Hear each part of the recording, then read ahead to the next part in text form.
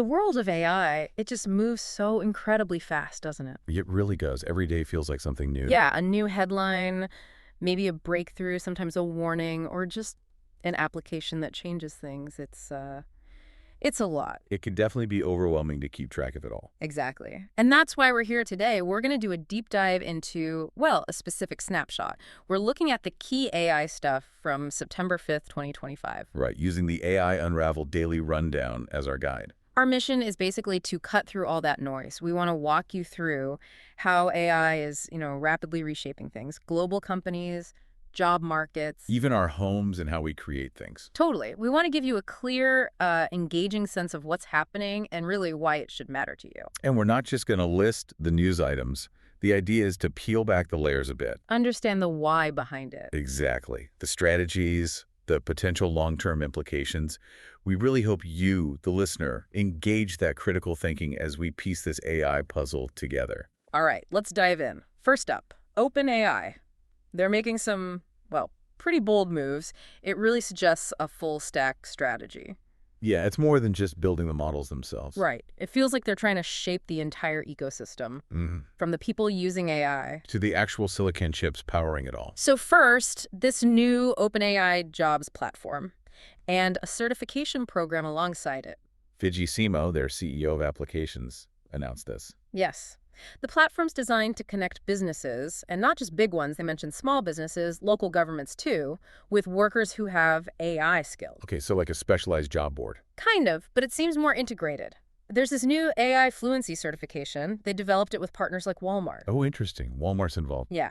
And it's called the OpenAI Academy. It teaches AI fluency, apparently right within ChatGPT. Different levels, from basic concepts to, prompt engineering. And ethics, presumably. They mention ethical application, yeah. And the goal is, well, it's huge. Certify 10 million Americans by 2030. Wow, 10 million. Yeah, that's ambitious. It definitely is. And it lines up with those White House AI literacy pushes we've heard about. So OpenAI isn't just the disruptor here. They're also positioning themselves as the solution provider for retraining. Exactly. It frames them that way. And it puts them right up against, LinkedIn, Microsoft's LinkedIn. That's a direct challenge in the talent marketplace. It's a very strategic move. A remarkably strategic play, isn't it? But wait, there's more. Their ambition goes beyond just people and skills. Right, the hardware side. They're jumping headfirst into hardware. Announced a partnership with Broadcom. The semiconductor firm. Yep. To produce their very first custom AI chip. For their own use. For their own internal use. Yep. Scheduled for 2026 production.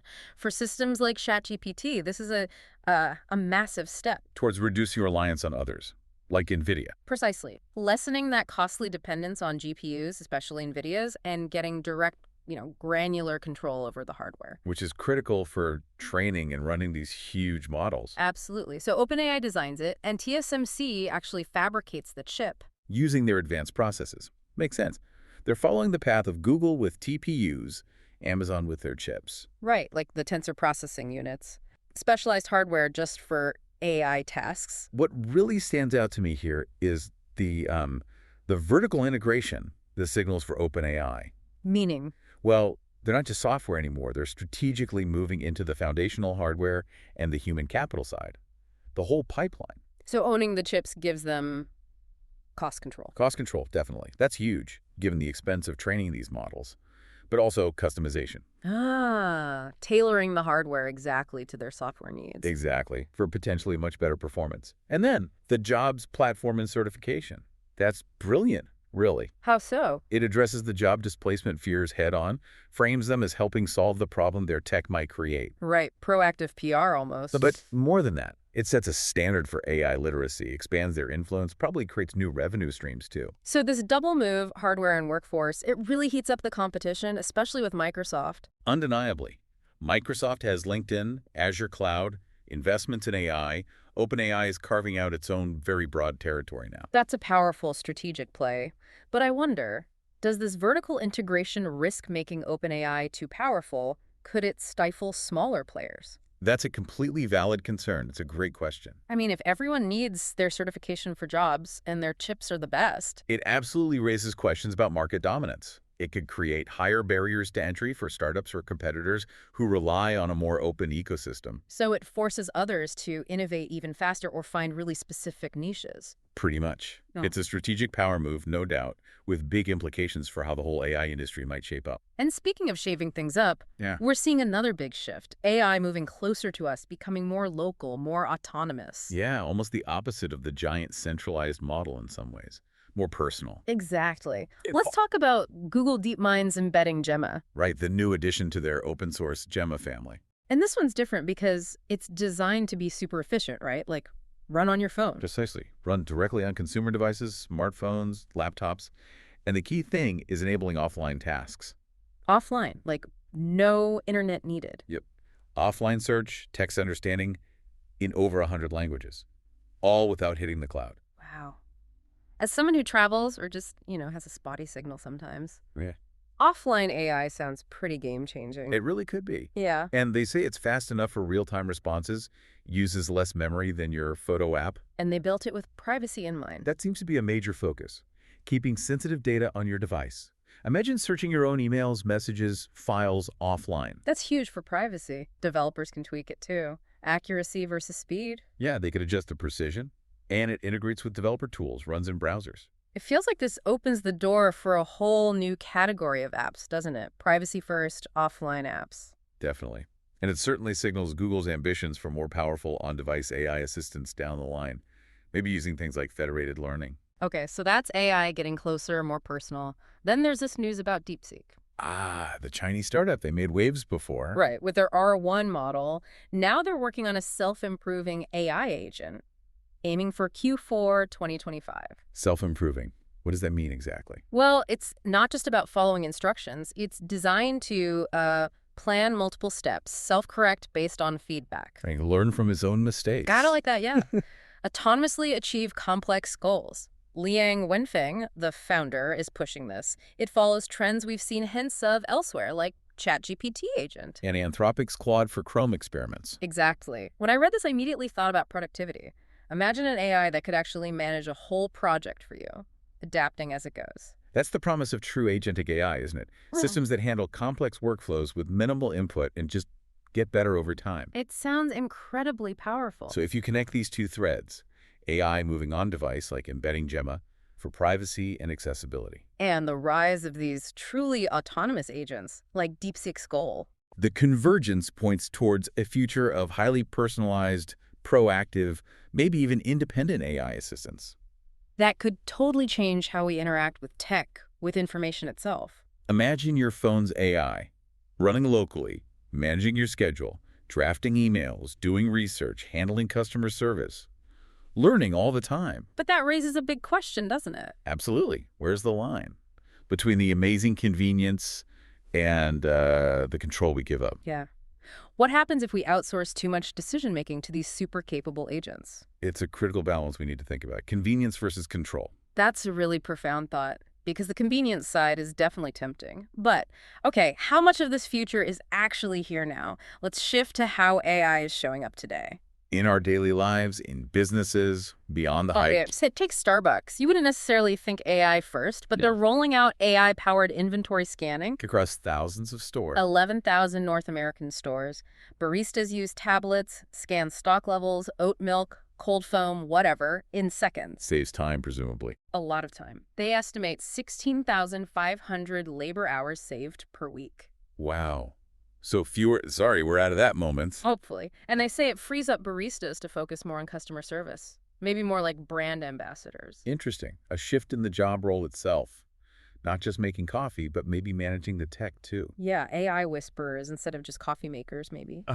And then in our homes, Samsung's big push. The Smart Things Meets AI Home campaign. Yeah, showing how their platform uses AI to simplify daily life, adjusting the thermostat, managing chores, even pet care stuff. Their slogan captures it: doing less, living more. It's all about that seamless integration, anticipating needs. Making the smart home actually smart. And even entertainment is getting a huge AI boost. The NFL. Oh yeah, their season kickoff campaign. You better believe it. It looks incredible, a blend of generative AI, CGI, live action, creating this surreal, moving celebration for all 32 teams. Like a giant dynamic float with changing visual. Exactly. Powered by AI. It's a totally new way to experience creative entertainment, to engage with sports. These examples really highlight how diverse AI's applications are becoming. From coffee shop efficiency To lifestyle enhancement at home, to just spectacular creative work like the NFL's. It's everywhere. But it does raise important questions, right? Okay. We need to look at the trade-offs. Like with Starbucks. Efficiency is great, but what about the labor impact? Exactly. Is it displacing jobs or transforming them? It's often complex. And with Samsung's AI home, Beyond doing less, living more, what about data privacy? right, if AI manages your whole house, your fridge, your pets, that's an immense amount of personal data. Where does it go? How is it used? Good point. And the NFL campaign, visually stunning, sure, but It further blurs the lines, doesn't it, between real and AI-generated content. As media gets more synthetic, how do we tell what's what? those are really crucial distinctions. Because, yeah, the innovation is exciting, the convenience is great, but not all the AI news is positive. No, definitely not. We need to bring in a more sobering view, a critical perspective from, well, a giant in the field. Geoffrey Hinton. One of the godfathers of AI.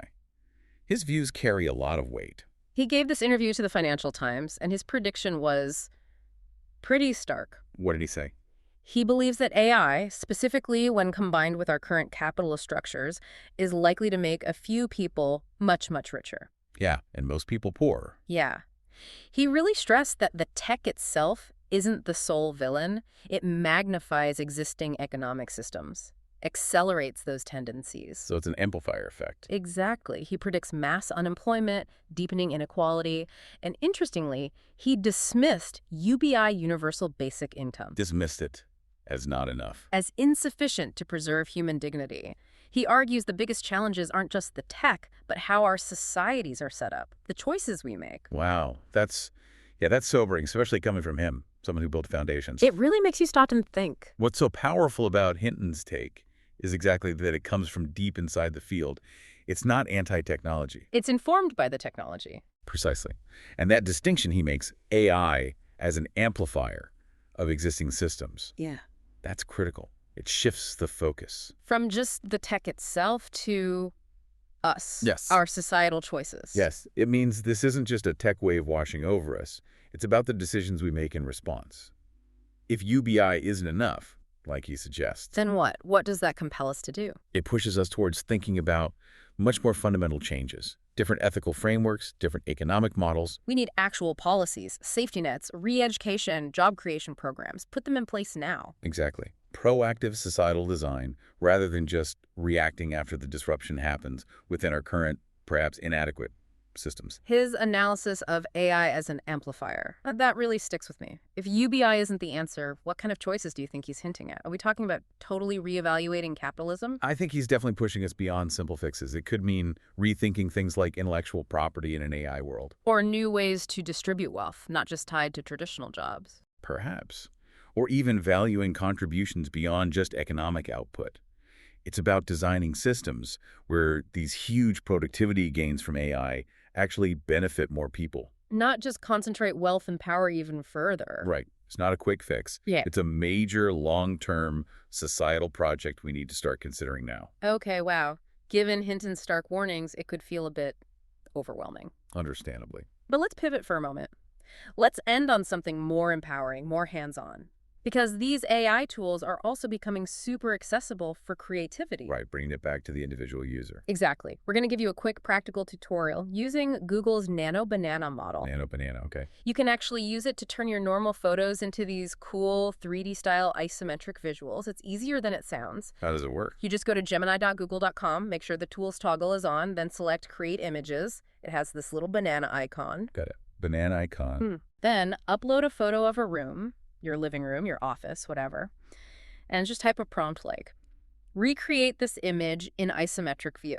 And it just does it. Pretty much instantly, it gives you this stylized, almost blueprint-like view. It's really neat, highlights details differently. Okay, cool. But can you change things? Yes, Yeah. that's the best part. You can refine elements without redoing the whole picture. So you can say, make the room bigger, or add a punk rock theme with a minimalist chandelier. Seriously, it understands that. Yeah. Nano Banana is smart enough to edit specific things while keeping the rest consistent. You can even change the view outside the window. Like swap a city for an ocean. Try it. Change cityscape window to ocean view. Yeah. Or add natural sunlight and a door to another room. It's amazing for trying out interior design ideas. Or for architects, maybe? Content creators? Definitely. Mocking up virtual spaces. And get this, you can take it even further with VEO. Upload your edited image. And make a video. Yeah, prompt something like, make this room lively by adding 2 dogs running through. It'll generate a short video, even add sound effects. That's incredibly accessible. For design mockups, visual storytelling, or just playing around. Exactly. Pure creative fun right at your fingertips. And if we connect that back to the bigger picture, this kind of tool shows the incredible democratization happening. Making powerful creative tools available to everyone. Right. AI, like Nano Banana, empowers individuals. It blurs the lines between, say, amateur and professional design. You don't need fancy software or skills anymore for decent mockups. Opens up new ways for visual storytelling, Yeah. planning. Absolutely. It really invites you, the listener, to get hands-on, explore your own creativity with AI. It's a nice counterpoint to the big, complex challenges we discussed. It really is. And well, there you have it, our deep dive into the AI scene from September 5th, 2025. Quite a journey. Yeah, we covered a lot. OpenAI's big strategic plays, the chips, the jobs platform. The rise of on-device intelligence with things like EmbeddingGemma and those self-improving agents from DeepSeek. How AI is already here, Starbucks, Samsung, even the NFL's Wild campaign. And balance that with the really crucial warnings from people like Geoffrey Hinton. Right, all topped off with some accessible creative tools you can try yourself. It really shows AI isn't just one thing, is it? Not at all. It's this complex, fast-moving tapestry. Innovation, challenges, opportunities, all woven together. Indeed. And maybe, as we wrap up, a final thought for you to consider, building on everything we've talked about. Okay, leave us with something to chew on. Considering this immense power AI is gaining, how deeply it's integrating into, well, everything, and those stark warnings about its societal impact, what specific responsibilities do we really have? As individuals, as a society. Yeah. What's our role in shaping how this technology gets developed and used? How do we ensure it serves the many, not just the few? That's a powerful and definitely necessary question to ponder as we navigate all this. Thank you for joining us for this deep dive today. Keep exploring, keep asking those questions. Absolutely. Stay informed as this technology continues its incredible evolution. We'll catch you next time.